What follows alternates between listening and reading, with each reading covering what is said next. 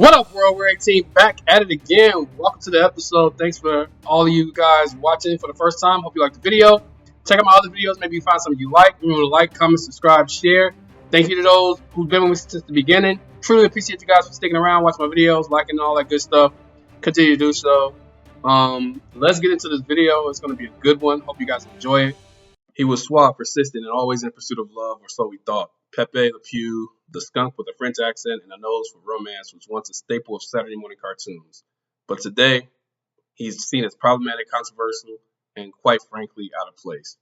In this video, I'm deep diving into how PePe Le Pew behavior, once played for laugh, it doesn't sit well today in modern society, and why his character would never make it past the pitch room in 2025. PePe Le Pew, I say to my neighbor, I say, now pay attention to this guy because he's funny.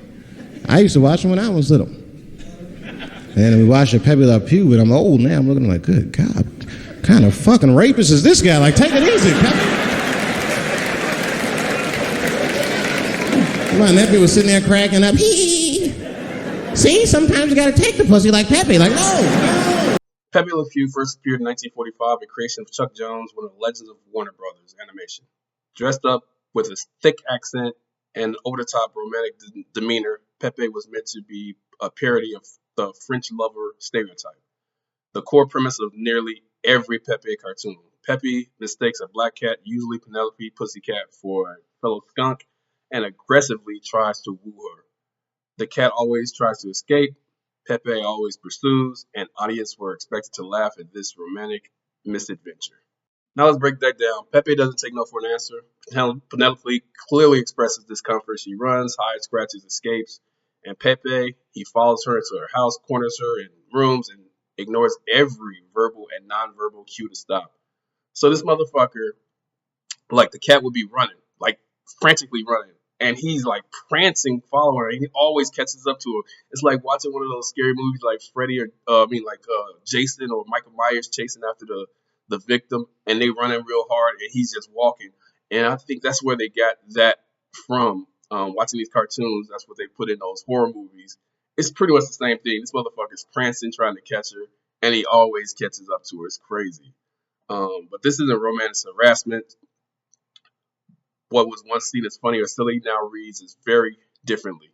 Today, it's hard not to notice the non-consensual physical contact, the dismissing of boundaries, and the relentless pursuit.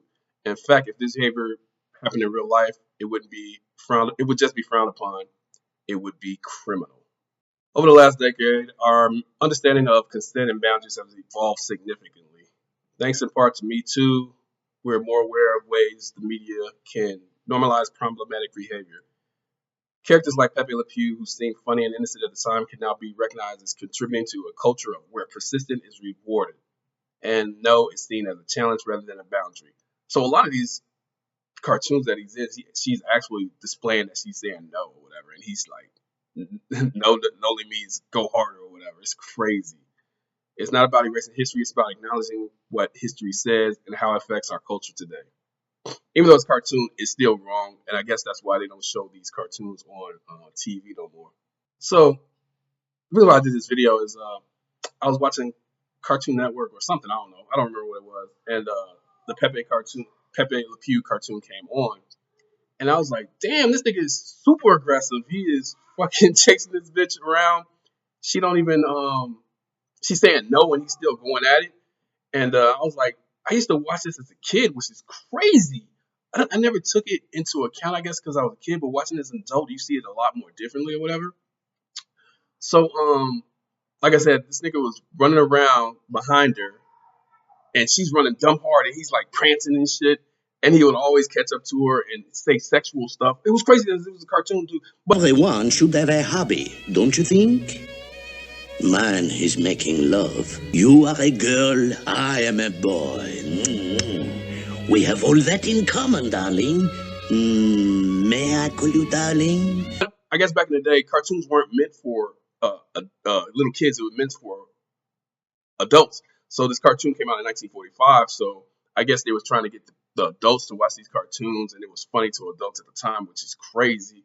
I'm not even funny. Some of the parts was funny, but this motherfucker was super problematic.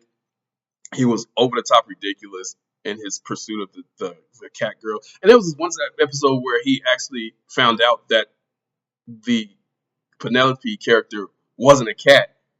And this nigga goes to a paint shop and paints his stripe uh, black to look like her so he can still pursue her. It was crazy. I definitely see why he was canceled.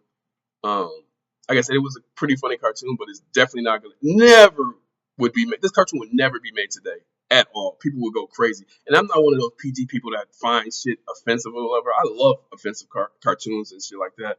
But I can see why they canceled it and why it would never fly in today's TV culture. In 2021, Warner Brothers made headlines by excluding PePe Le Pew from Space Jam: A New Legacy. This decision sparked debate online. Some called it cancel culture. Others saw it as accountability. The truth, companies like Warner Brothers are rethinking what kinds of characters they promote. A skunk who teaches kids that ignoring someone's rejection is romantic?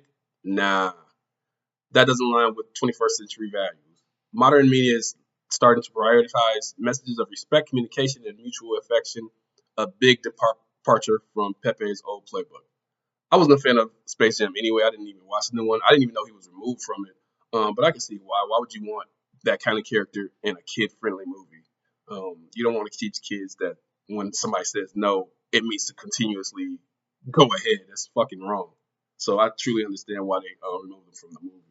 PePe Le Pew was a product of his time, but time changes. Today we look back at his cartoons and recognize the flaws, the problematic messaging, and the missed opportunity for growth.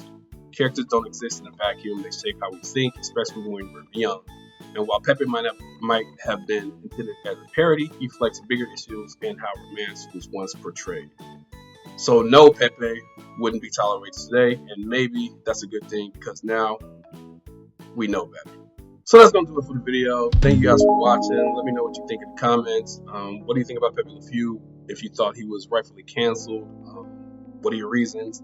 This was a big issue, I guess, back a couple years ago when he wasn't in Space Jam. Like I said, I didn't even watch Space Jam, so the new Space Jam. I didn't even like the old Space Jam, so there's nothing against LeBron. I'm just not a fan of the cartoon, not a fan of the movie. It was bad acting, all that good stuff, whatever.